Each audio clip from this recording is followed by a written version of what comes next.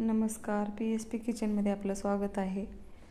तर मी आज हिरव्या मिरचीचा ठेचा बनवणार आहे. मिरच्या घेतलेल्या आहेत मी, असे देठ काढून बारीक काप करून घ्यायचे.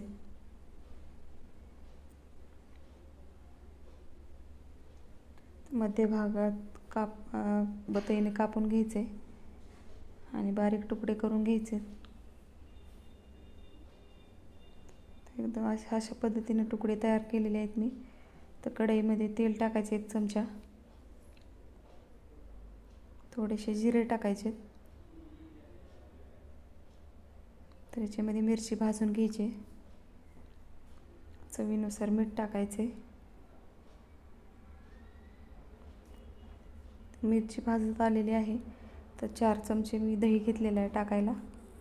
4 चमचे शेंगदाणा कूट घेतलेला आहे, हे पण टाकून घ्यायचे आणि एकदम पाणी आटल्यावर गॅस बंद करायचा आहे. तर गॅस बंद केलेला आहे.